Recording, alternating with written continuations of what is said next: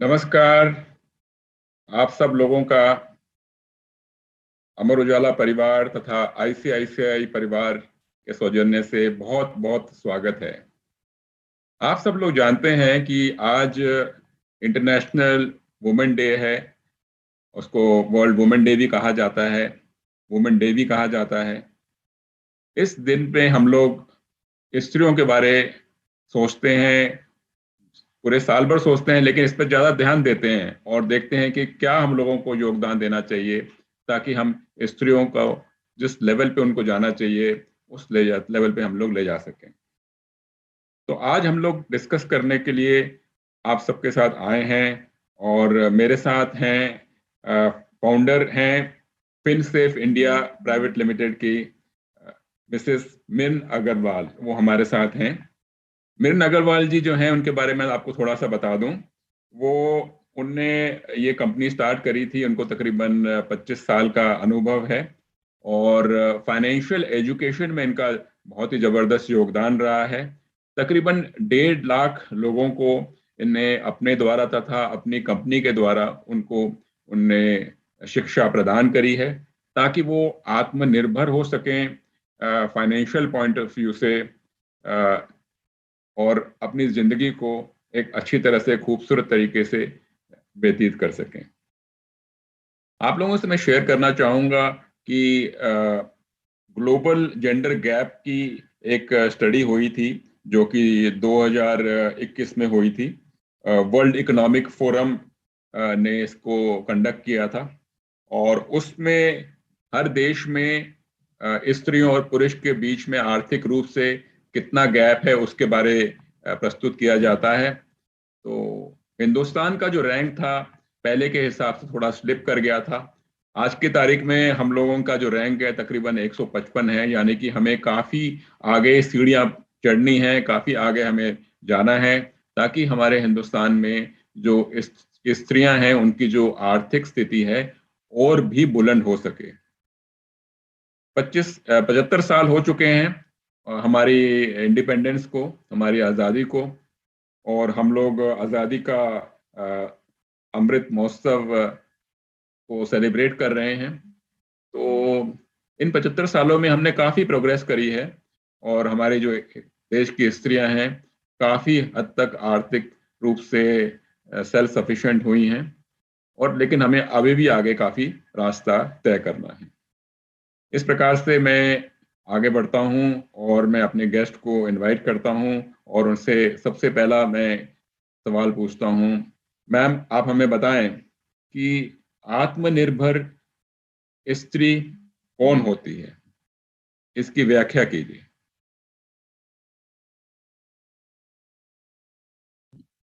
नमस्ते नमस्ते मुनीश जी एंड अमर उजाला के सारे श्रोताओं को भी मेरा नमस्कार।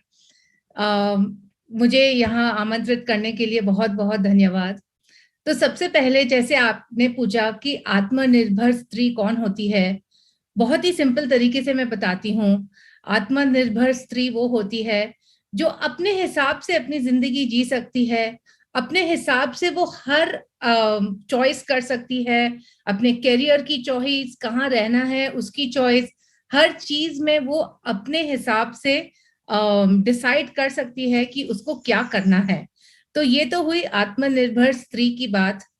और जैसा कि हम देख रहे हैं पिछले काफी सालों से कि आजकल महिलाएं हर फील्ड में महिलाएं हैं। पहले तो ये होता था कि हमारे टाइम में जब मैंने पढ़ाई की थी तो ऑप्शंस थे, या तो आप इंजीनियर बन जाओ या आप डॉक्टर बन जाओ। आजकल कितने ऑप्शंस हैं विमेन के लिए, और महिलाएं बहुत तरक्की भी कर रही हैं हर फील्ड में। तो ये बहुत अच्छा लगता है मुझे देखकर कि महिलाएं आत्मनिर्भर हो रही हैं। बट क्या वो हर चीज में आत्मनिर्भर हो रही हैं, ये मुझे नहीं पता। मैम ये बताएं, ये जो हमने व्याख्या करी आत्मनिर्भर स्त्री की, तो मतलब कि शहरों में देखा जाए तो आत्मनिर्भरता तो बड़ी है, तो गांव में और बाकी के एरिया में जो रूरल एरिया है वहां पे आत्मनिर्भर के का व्याख्या क्या है? मेरे ख्याल से थोड़ी कम ही रहेगी शहरों के हिसाब से। बट एक और चीज जो मैं बहुत देख रही हूँ कि आजकल लड़कियां ज्यादा पढ़ रही हैं और ये बहुत अच्छी बात है, बिकॉज इसका मतलब यही है कि वो अपने पैरों पर खड़ा हो सकती हैं, वो अपने परिवार को मदद कर सकती हैं, अपनी माँ बाप की भी मदद कर सकती हैं। बट अभी भी आई थिंक काफी तरक्की होनी बाकी है। जो छोटे शहरों हैं या गांव हैं, थोड़ा और वहां पर काम की जरूरत है। धन्यवाद। अच्छा, हमारा अगला सवाल है कि आर्थिक रूप से आत्मनिर्भरता स्त्रियों के लिए क्यों बहुत इम्पोर्टेंट है? ऐसा क्यों हम लोग कह रहे हैं कि भी स्त्रियों के साथ ही हम लोग आत्मनिर्भरता को जोड़ रहे हैं, बाकियों के लिए जोड़ नहीं रहे हैं? तो स्त्रियों के साथ आत्मनिर्भरता का होना किस विशेष रूप से इम्पोर्टेंट हो जाता है, महत्व हो जाता है, इसका बताएं जरा।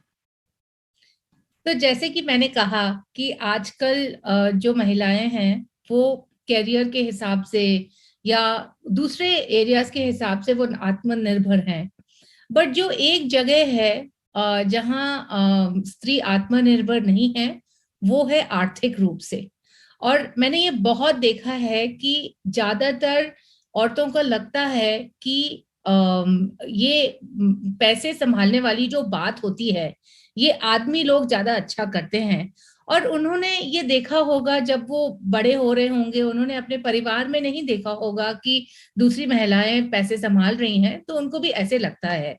तो ये एक एरिया है जिसमें महिलाएं बिल्कुल दूसरों के ऊपर कंप्लीटली डिपेंडेंट हैं। और इसीलिए ये बहुत बहुत जरूरी है कि महिलाओं को आर्थिक रूप से आत्मनिर्भर होना चाहिए, ताकि उनको वो दूसरों के ऊपर डिपेंडेंट ना हो, वो सम्मान के साथ जी सके। और दूसरी बात, जो आत्मनिर्भर स्त्री होती है आर्थिक रूप से, वो अपने परिवार को भी संभाल सकती है और उसका असर परिवार वालों के ऊपर भी होता है। तो देखिए, अगर कोई महिलाएं हैं जो अपने पैसे खुद संभाल रही हैं, अगर आप मेरा ही एग्जांपल ले लें, सबसे पहले जब मैंने काम करना शुरू किया था, तो मैंने सबसे पहले अपने पैसे पीपीएफ में डाले थे। वो मैंने इसलिए नहीं डाले थे क्योंकि मेरे माँ बाप ने मुझे बोला था डालने के लिए।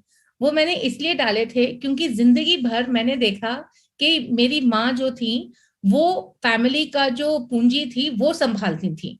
और जब मैंने काम करना शुरू किया, तो चलिए आप तो कह सकते हैं कि आप तो ये फाइनेंशियल फील्ड में हैं।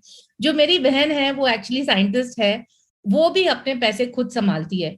तो अगर महिलाएं अपने पैसे खुद संभालेंगी, अपनी पूंजी खुद संभालेंगी, आर्थिक रूप से आत्मनिर्भर हो जाएंगी, तो इसका असर उनके बच्चों पर, दूसरी महिलाओं पर, जो उनके आसपास में हैं, उनकी सहेलियां या उनके घर में जो उनकी मदद कर रही हैं, सबके ऊपर बहुत ही पॉजिटिव असर पड़ता है। तो इस वजह से बहुत बहुत जरूरी है महिलाओं को आर्थिक रूप से आत्मनिर्भर होने के लिए। धन्यवाद मैम, आपने बड़ा अच्छा बोला। एक किस्म से आपने कहा कि जो महिला है, जो घर की महिला है, वो एक किस्म से घर में स्तंभ के समान कार्य करती है, एक किस्म से घर की वो पिलर बनती है। तो अगर वो पिलर, वो स्तंभ सुरक्षित रहेगा, मजबूत रहेगा, तो चाहे वो बच्चे हों, चाहे वो बड़े हों, सबके सब एकदम सुरक्षित रहेंगे और सबके सब अच्छा फील करेंगे। और जो स्त्री है उसका सम्मान भी पूरे परिवार में तथा पूरे समाज में भी बढ़ेगा। बहुत सुंदर बताया आपने। मैम, एक और बताएं, ये हम पूछना चाहेंगे कि ये क्या क्या चीजें विशेष हैं और महत्वपूर्ण हैं जिसमें कि स्त्री को अपने दिमाग में रखना चाहिए ताकि वो आर्थिक रूप से आत्मनिर्भर बन सके। क्या क्या चीजें हैं, आप हमें बताएं जरा। सबसे पहले तो आपको अपने में विश्वास रखना चाहिए। आपको ये नहीं सोचना चाहिए कि आदमी लोग ज्यादा अच्छा कर सकते हैं, कि ये बस पुरुषों का ही मामला है, कि बस ये पैसे उनका ही पैसों की देखरेख उनका ही काम है। ऐसे ना सोचे। सबसे पहले, अगर आप डॉक्टर बन सकते हैं, अगर आप कोडिंग कर सकते हैं, अगर आप सर्जरी कर सकते हैं, अगर आप साइंटिस्ट बन सकते हैं, तो एक्चुअली पैसे संभालना इतना भी मुश्किल काम नहीं है। इसमें बस सबसे पहले आपको थोड़ा कॉन्फिडेंट बनना पड़ेगा और आपको ये ठानना पड़ेगा कि ये मैं कर सकती हूँ। और आप देखिए आजकल महिलाएं क्या नहीं कर रही हैं, राइट? आजकल तो डिफेंस फोर्सेस तक में महिलाएं आ गई हैं इन कॉम्बैट रोल्स ऑल्सो। तो अगर आप वो सब कर सकते हैं तो ये तो कोई बड़ी बात नहीं है पैसे संभालना। बट वेरी इंपॉर्टेंटली, जैसा कि कोई भी काम करने से पहले हमें उसके बारे में जानकारी होनी चाहिए, कहा सुनी पर हमें नहीं जाना चाहिए, राइट? तो सबसे पहले कोई भी काम हम करते हैं, जो भी हम पढ़ाई भी करते हैं, राइट, हम उसके बारे में अच्छे से जानकारी लेकर ही करते हैं। तो ये बहुत जरूरी है कि आप सही तरीके से जानकारी प्राप्त करें। आप न्यूज़पेपर भी पढ़ सकती हैं। सारे ही न्यूज़पेपर्स में पर्सनल फाइनेंस के ऊपर कॉलम्स आते हैं। काफी सारे आप अगर आप इंटरनेट यूज करती हैं तो काफी सारे वीडियोस वगैरह भी अवेलेबल रहते हैं, रीडिंग मटेरियल काफी अवेलेबल है। तो सबसे पहले आपको जानकारी प्राप्त करनी पड़ेगी और दूसरा आपको थोड़ा सा पैसा लगाकर ट्राई करना पड़ेगा। ये नहीं सोचना है कि अरे इसमें मेरे पैसे डूब जाएंगे, फिर लोग क्या कहेंगे एंड ऑल दैट। कोई भी आप काम करते हैं उसमें रिस्क तो होता ही है, राइट? तो आप ऐसे क्यों सोचते हैं कि हम अपने पैसे के साथ बिल्कुल रिस्क नहीं ले सकते हैं? थोड़ा तो आपको रिस्क इसमें भी लेना पड़ेगा and you will have to be prepared कि इसमें भी कभी कभी लॉस हो सकता है। तो बहुत जरूरी है कि आप जानकारी प्राप्त करें कि सही तरीका क्या है अपने पैसे लगाने का और आसान तरीका क्या है। धन्यवाद मिरन मैम, आपने बड़ा अच्छा बताया। तो आपने सबसे पहले बताया कि आपने अंदर बोला है कि अंदर विश्वास आप पैदा कीजिए। सबसे पहली बात आपने कही है कि विश्वास पैदा कीजिए। विश्वास पैदा करने के बाद आपने बोला कि ज्ञान को एकत्रित कीजिए। आपने बोला ज्ञान को एकत्रित करने के लिए आज की तारीख में बहुत सारे माध्यम हैं, अखबार हैं, इंटरनेट है, उसका आप सेवन कीजिए। और तीसरी चीज जो आपने बहुत इंपॉर्टेंट बोली है कि डरे मत, रिस्क लेना शुरू कीजिए। कुछ ना कुछ तो रिस्क हर एक चीज में ही होता है, तो इसमें भी होता है। तो ये आपने 3 चीज हमें बताए हैं, 3 आपने मंत्र बताए हैं कि जो हमें सबसे पहले स्टेप्स लेने हैं। अब मैं आपसे ये पूछना चाहूंगा, चलो ये तीनों चीजें हो जाती हैं, तो उसके बाद कि कौन से उन्हें स्टेप्स लेने चाहिए अगर एकदम शुरुआत से कर रहे हैं। तो जैसे हमने सुना है कि कहते हैं कि आपने जैसे शुरू में बताया, आपने पीपीएफ के बारे में बताया, आपने थोड़ा बहुत फिक्स डिपॉजिट के बारे में बताया, म्यूचुअल फंड भी होते हैं। तो जरा आप बताएंगे मतलब कहाँ से वो शुरुआत कर सकते हैं, अपना जो रास्ता है, अपना जो सफर है, कैसे शुरू कर सकते हैं, बताएं जरा। सबसे पहले आपको पूंजी जमा करनी है। इसके लिए आजकल काफी मैं देखती हूँ बड़े शहरों में ये बहुत देखने को मिलता है कि जो लोगों के जो लाइफस्टाइल के जो खर्चे हैं, मतलब जो मजे करने के जो खर्चे हैं वो बहुत ज्यादा हो गए हैं। तो उसकी वजह से लोग पूंजी जमा नहीं कर पा रहे हैं। तो सबसे पहले तो आपको ये देखना पड़ेगा कि आपकी आय कितनी है और आपके खर्चे कितने हो रहे हैं। और मैं ये नहीं कह रही हूँ कि आप मतलब खर्चे ना करें या आप कपड़े नहीं खरीदें या पार्लर नहीं जाएं, ये सब भी करना जरूरी है लाइफ में। बट एक आपको बैलेंस होना चाहिए कि एक अमाउंट हम रखेंगे, इसके बियॉन्ड में हम नहीं जाएंगे, इतने तक ही हम खर्चे करेंगे, राइट?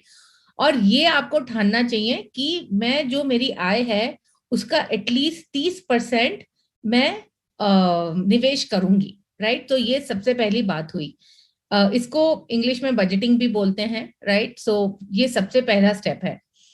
जो दूसरा स्टेप है वो है कि आपको अनहोनी के या अनहोनी या अनसर्टेनिटीज के अगेंस्ट में आपको थोड़ा प्रिपेयर करना पड़ेगा। अभी आपने देखा जैसे जब कोविड का जब फर्स्ट वेव सेकेंड वेव आया था, राइट? तो एकदम से लोगों को हॉस्पिटलाइज होना पड़ा, एकदम से बहुत पैसों की जरूरत पड़ गई। एंड लोगों के पास कहाँ से आते ये पैसे सडनली, राइट?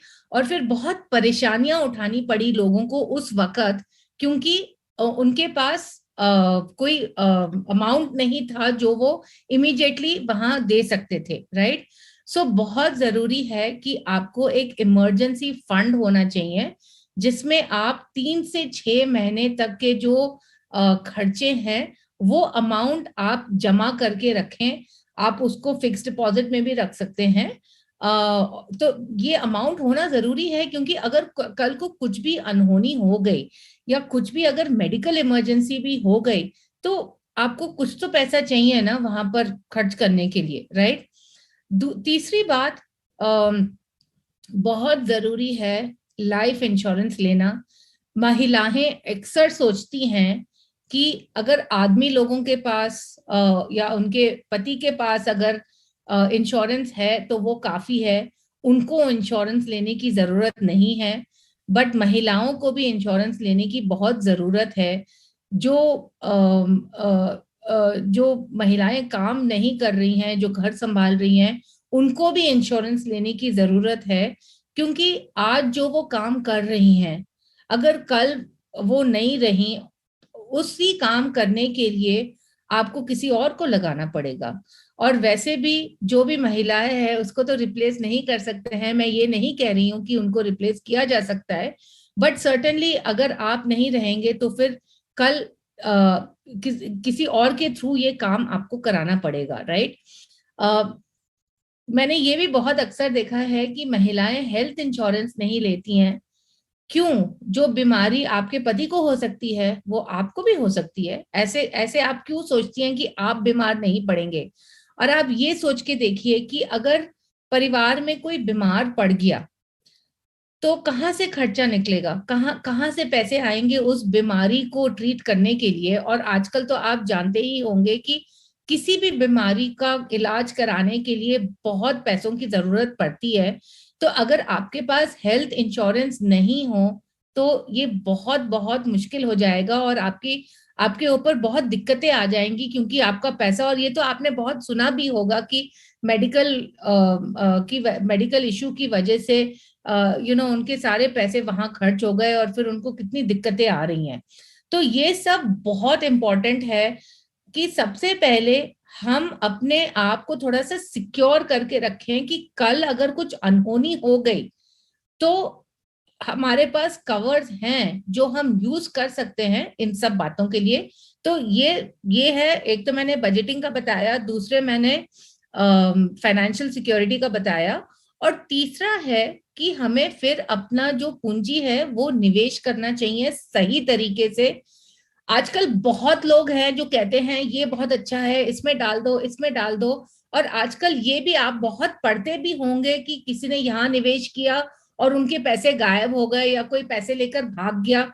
जैसे चिट फंड में मैं बहुत सुनती हूँ, या प्राइवेट कंपनी की जो डिपॉजिट्स होती हैं उसमें बहुत सुनने में आता है कि सडनली वो पैसा लेकर भाग गए। या कुछ लोग जैसे जो ज्वेलरी शॉप होती है उनकी जो गोल्ड की स्कीम होती है उसमें लोग पैसे डालते हैं ये सोचकर कि अच्छा इसमें तो बड़ा अच्छा रिटर्न आ रहा है, और फिर वो दुकान वाले लेकर भाग जाते हैं। तो ये बहुत जरूरी है कि आप उसी स्कीम में पैसे डालें जो रेगुलेटेड है और जिसका अच्छा ट्रैक रिकॉर्ड हो, और जो पब्लिकली अवेलेबल ट्रैक रिकॉर्ड जिसका हो। ये नहीं कि वो कोई लोकल कंपनी हो या वो लोकल कोई ज्वेलरी शॉप हो या लोकल कोई चिट फंड हो। धन्यवाद बीरेन जी, आपने बहुत ही अच्छा बताया। हमारा ये जो सारा सौजन्य हो रहा है ये इन्वेस्टर एजुकेशन प्रोग्राम जो कि सेबी ने स्टार्ट किया है उसके सौजन्य से हो रहा है। और आप सब जो भी हैं हम सब लेके आ रहे हैं, आईसीआईसीआई के सौजन्य से लेके आ रहे हैं और अमर उजाला के सौजन्य से लेके आ रहे हैं।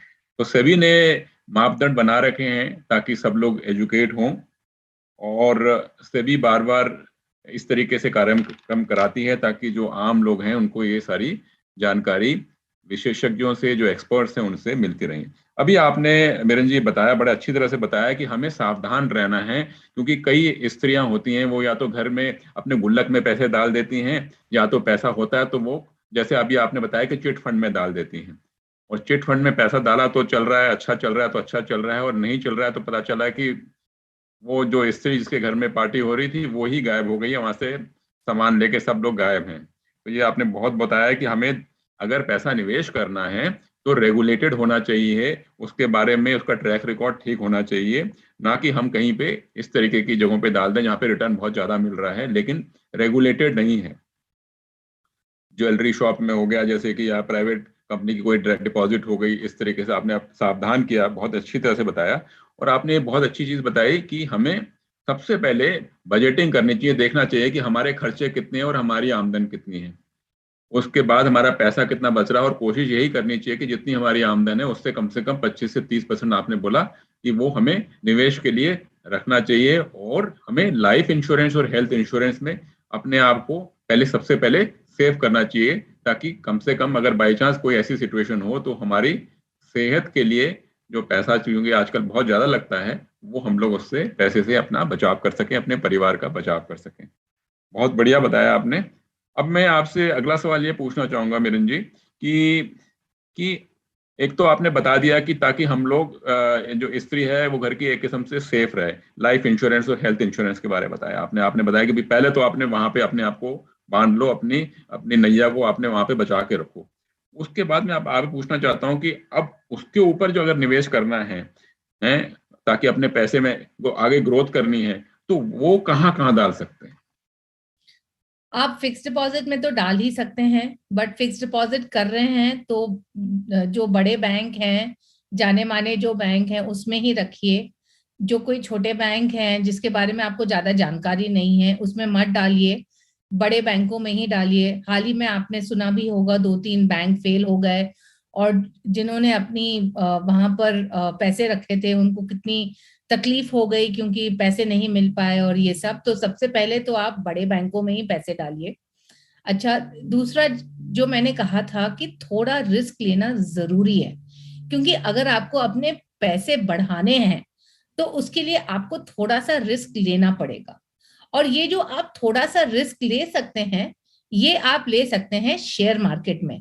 बट शेयर मार्केट में आप डायरेक्टली नहीं निवेश कीजिए, मतलब आप शेयर मत करिए, क्योंकि कुछ 4-5 हजार शेयर हैं इंडिया में। अभी इसमें से कौन सा खरीदना है, कौन सा सेक्टर का शेयर खरीदना है, कब खरीदना है, कितनी देर तक रखना है, अगर ये गिर गया उसका वैल्यू तो क्या करें, ये आप कैसे जानेंगे कि क्या करना है इसके बारे में, राइट?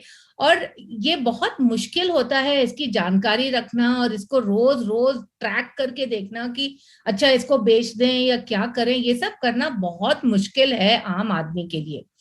तो इक्विटीज में या अगर आपको शेयर मार्केट में इन्वेस्ट करना है तो जो बहुत ही आसान तरीका है वो है म्यूचुअल फंड के जरिए।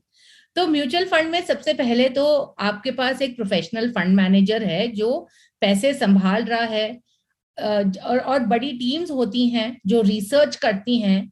और दूसरी बात ये है कि उनके रिसर्च के हिसाब से वो डिसाइड करते हैं कि कहाँ डालना है, कब डालना है, कब कब निकालना है, अच्छा कितना परसेंटेज डालना है। आप सोचिए अगर सपोज आपके पास 100 रुपए हैं और आप डिसाइड करें कि आपको किसी कंपनी के कुछ शेयर खरीदने हैं, तो आप एक कंपनी के ही शायद 10 शेयर खरीदेंगे, और अगर वो कंपनी ठीक नहीं कर रही है तो फिर आपको पूरा पैसा चला गया, राइट? बट अगर आप म्यूचुअल फंड में डालते हैं, वो बहुत सारी कंपनियों में इन्वेस्ट करते हैं, तो अगर कुछ कंपनी भी परफॉर्म नहीं कर रही है, दूसरी कंपनीज परफॉर्म कर रही होंगी, तो आपका इसमें रिस्क कम रहता है। और इसमें आपको कुछ देखने की जरूरत नहीं है कि कब एंटर करें कब एग्जिट करें। तो ये बहुत ही आसान तरीके से आप इसमें निवेश कर सकते हैं।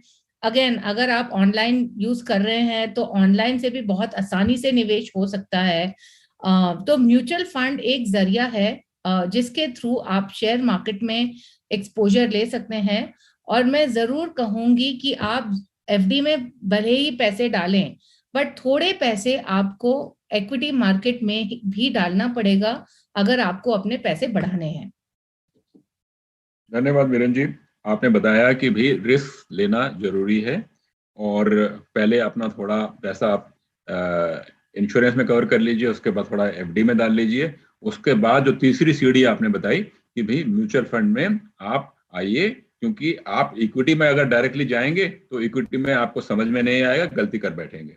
तो आपने कहा कि भाई सेफ तरीका ये है, जिन लोगों को इसका पूरा नॉलेज है, पूरी ज्ञान है और मार्केट को फॉलो करते रहते हैं, वो आपके सौजन्य से वो डालेंगे इक्विटी में और आपको म्यूचुअल फंड मिलेगा है। तो इस तरीके से आपका इन्वेस्टमेंट का रास्ता शुरू हो जाएगा। बीरेन जी, मैं आपसे पूछना चाहता हूं कि आप म्यूचुअल फंड में अगर डालें तो फिर कैसे करें? वो इतने सारे म्यूचुअल फंड्स हैं, वो किस तरीके से अपना मतलब पहले 2-3 स्टेप्स कैसे वो लें, क्या करें वो उसको आगे बढ़ने के लिए? देखिए, सबसे आसान जो फंड है इन्वेस्ट करने के लिए, मेरे ख्याल से 3 फंड हैं जो आप देख सकते हैं।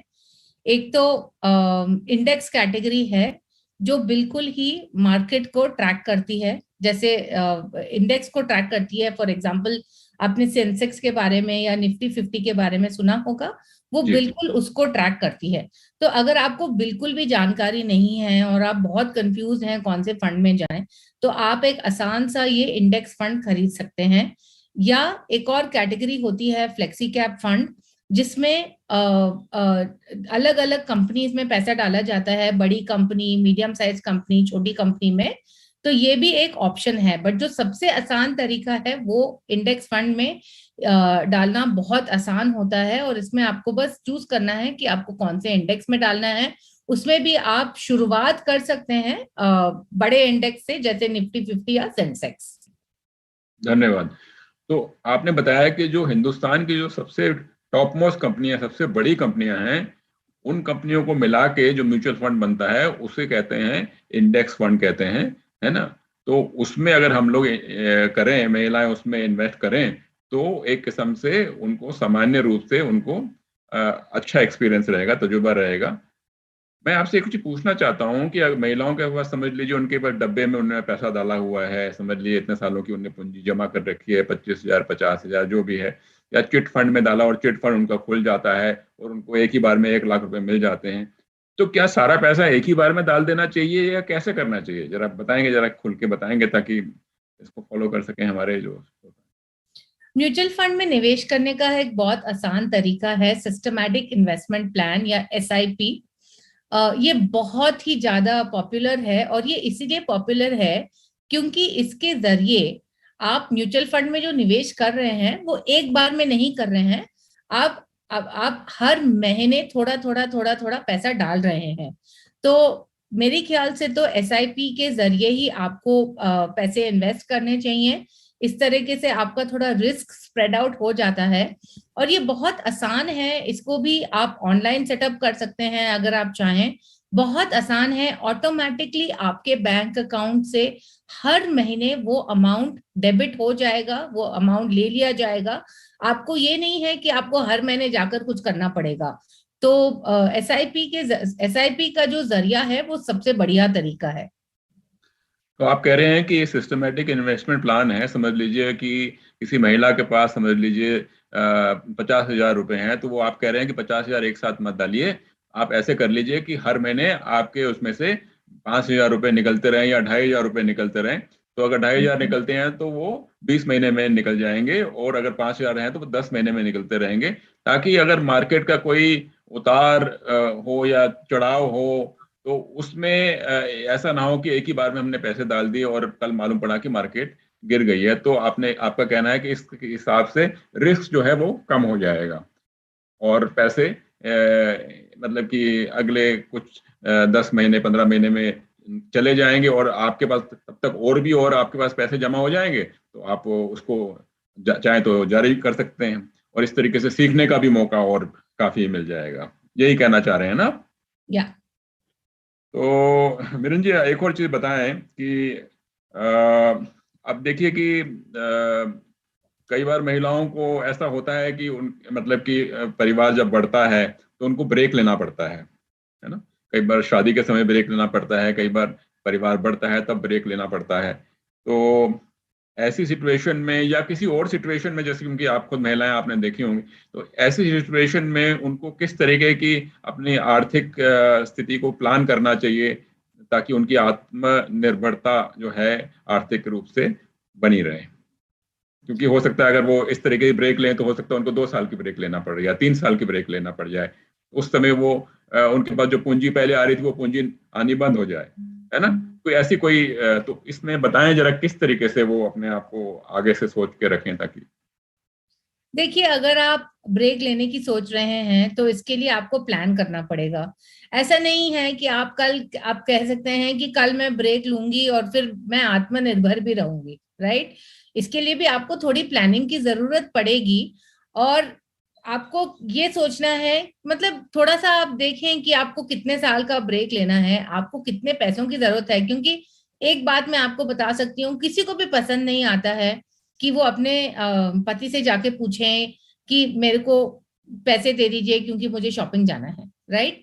सो इसके लिए आपको बहुत जरूरी है कि आप थोड़ा प्लान करें। आप सोचें कि आपको कितना, सपोज आप 2 साल का ब्रेक ले रहे हैं, तो आप सोचें कि आपको कितने पैसों की जरूरत है और उतना आपको जमा करके रखना चाहिए, राइट। अगर आपने ऑलरेडी ब्रेक ले लिया है, वैसे एक और बात है कि मेरा ये मानना है कि women should always be economically independent। इसका मतलब ये है कि आपको कुछ ना कुछ इनकम आनी चाहिए। आप कभी भी ये सिचुएशन में ना हो कि आप कंप्लीटली किसी के ऊपर डिपेंडेंट हैं, राइट। सो अगर आप काम नहीं कर रही हैं, अगर आप कुछ और काम कर सकती हैं कुछ घंटों के लिए जिससे आपको थोड़ा इनकम आ सकती है, वो भी अच्छा रहेगा।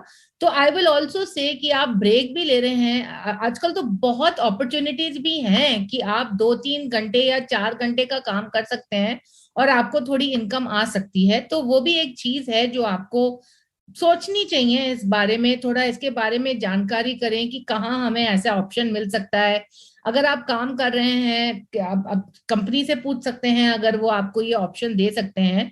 तो ये दोनों चीजें बहुत इंपॉर्टेंट हैं कि you should continue to get an income and आपको थोड़ा प्लानिंग करना पड़ेगा। अगर आपने ऑलरेडी ब्रेक ले रखा है तो आप फैमिली फाइनेंसेस को थोड़ा देख सकते हैं एंड उसमें देख सकते हैं कि आप क्या कर सकते हैं, बट एसेंशियली आपको इसके लिए प्लानिंग करनी पड़ेगी। निरंजन जी बहुत अच्छा बताया आपने। आपने ये बताया कि भाई मतलब हमें ज्ञान का पूरी तरह से मतलब अपने को उसको इस्तेमाल करना चाहिए और पूरी तरह से उस ज्ञान को लेके प्लान करना चाहिए। और प्लानिंग जब करें तो हमेशा एक दायरे रखना चाहिए कि अगर हमें छुट्टी लेनी पड़ रही है या कुछ गैप आ रहा है तो इस तरीके से कोशिश करनी चाहिए कि समझ लीजिए अब आय हमारी बन रही है महीने की 25,000, तो 25,000 से कोशिश करनी चाहिए कम से कम 5,000 तो बने। अगर 8 घंटे की ड्यूटी नहीं तो कम से कम 2 घंटे की ड्यूटी तो बने। क्योंकि आज की तारीख में इंटरनेट ने इतने सारे माध्यम हमें दे दिए हैं कि घर में बैठे बैठे ऑनलाइन भी कार्य करा जा सकता है। तो इस प्रकार से क्योंकि स्त्रियों के ऊपर बहुत ज़्यादा रिस्पॉन्सिबिलिटी होती है, उनके ऊपर बच्चों की रिस्पॉन्सिबिलिटी भी होती है, घर चलाने की रिस्पॉन्सिबिलिटी होती है। तो इन सब चीज़ों को पूरा करने के लिए इस तरीके की सिचुएशन हर एक स्त्री को आज नहीं तो कल कहीं न कभी उसको इसके थ्रू जाना ही पड़ता है। तो आपने ये बहुत अच्छी चीज़ बताई है अपने तजुर्बे के साथ कि कोशिश करनी चाहिए कि जो आमदन आ रही है उसको पूरी तरह से ना रोकें। कोशिश करें कि कुछ ना कुछ तो आता रहे क्योंकि बूंद-बूंद से ही है ना घड़ा बढ़ता है। तो बहुत सुंदर बताई आपने चीज़ अपने तजुर्बे के साथ कि अपने ऊपर पूरी तरह से निर्भरता ना भी हो तो लेकिन कुछ तो पैसा आते रहना चाहिए। मिलिंद जी, अब मैं आपसे पूछना चाहूँगा कि इतना तजुर्बा रहा है आपका और आपने इतने लोगों को आपने शिक्षा दी है, इतने सालों का तजुर्बा रहा है और हमारे पास टाइम भी कम होते जा रहा है, तो इन सब का अगर निचोड़ किया जाए आपके तजुर्बे का और निचोड़ करके आप अगर 5 मूल मंत्र बताना चाहें, आप आराम से बताएं स्त्रियों के लिए ताकि वो आत्मनिर्भर बन सकें और जो उनका ओहदा है घर में एक मजबूत स्तंभ का, वो मजबूती और ज़्यादा ला सकें ताकि उनके साथ जो बच्चे हैं वो भी आगे बढ़ के आत्मनिर्भर हों। और जब वो स्त्रियां जो वृद्धावस्था की तरफ जाएं और बाई चांस कहीं कुछ अनहोनी हो जाए घर में, उस समय वो अच्छी तरह से खड़ी हो सकें और मजबूत रहें और घर में एक अच्छा घर में छाया दें और एक बहुत ही अच्छा योगदान जो हमेशा देती आई है वो हमेशा देते रहें, तो कुछ 5 मूल मंत्र बताएं जरा। सबसे पहले तो जैसे कि मैंने कहा कि आप अपने में विश्वास रखें कि आप कर सकते हैं, और आपको ये ठानना है कि मुझे ये करना ही है क्योंकि ये मेरे लिए और मेरे परिवार के लिए जरूरी है। जैसा कि मुनीश जी ने भी बहुत अच्छी तरीके से समझाया कि ये क्यों जरूरी है।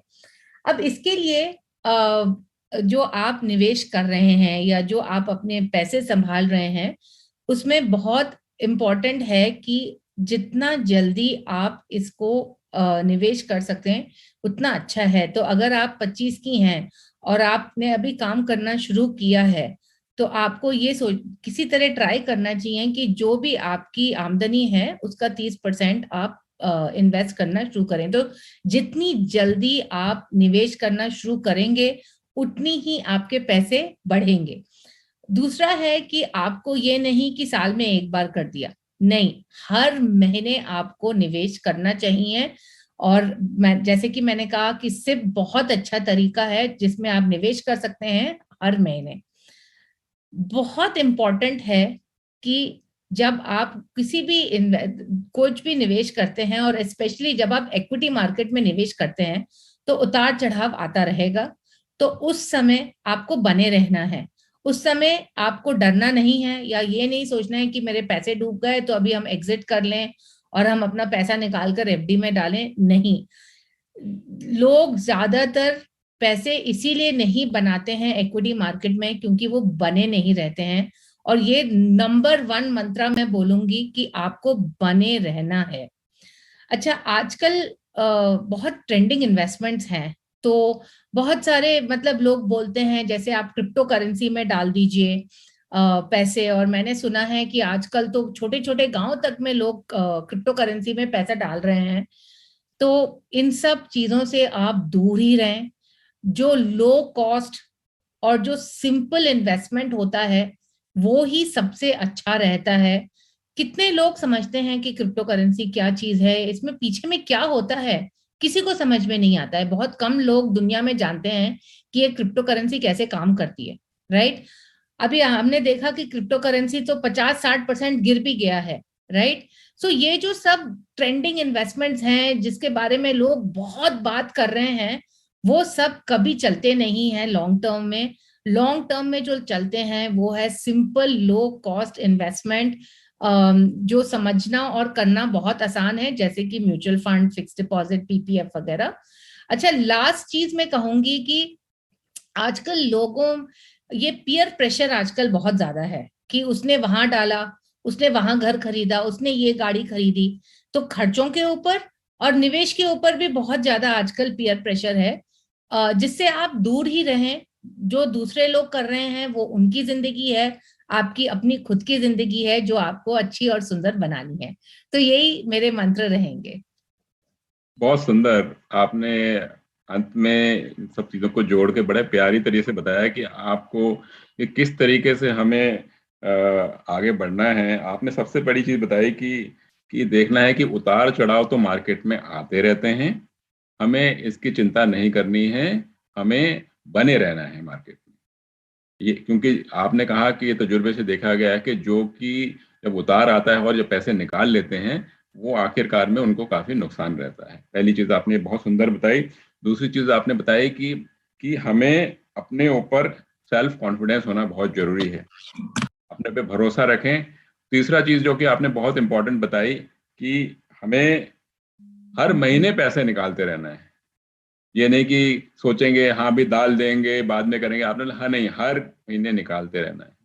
चौथी चीज जो आपने बहुत सुंदर बताई कि भाई कम से कम आपको 30% अपनी आमदन से इन्वेस्ट करना ही करना है। और दो चीज और आपने बताई हैं कि जो ये फैड चल रहे हैं कि भाई क्रिप्टो करेंसी में कर दो, इधर कर दो, वो कर दो, उससे सावधान रहना है। और आखिर में आपने ये बताया कि हमें कि पीयर प्रेशर से, यानी कि हाँ भाई मेरी सहेली ने गाड़ी खरीद ली है, इसने मेरे जान पहचान वाले ने वहां पे बड़ा सा मकान ले लिया, उससे हमें सावधान रहना है। हमें अपने हिसाब से चलना है, अपनी चादर देखनी है और उतना ही अपने आप को, अपने पैरों को फैलाना है और अपनी जिंदगी को शांत और सुखद बनाना है। तो इस प्रकार से बीरेन जी आपका बहुत बहुत धन्यवाद कि आपने इतना सारा हमारे साथ समय बिताया और हमारे जितने भी दर्शक हैं उन लोगों ने देखा और आपसे इतना कुछ उनने सीखा। और इस कार्यक्रम को अंत करने से पहले अभी आपको हम कुछ स्लाइड दिखाएंगे जो कि हमारी रिक्वायरमेंट है सेबी इन्वेस्टर अवेयरनेस प्रोग्राम के हिसाब से। तो अभी कुछ स्लाइड दिखाई जाएंगी, आप उन स्लाइड्स को भी देखिए।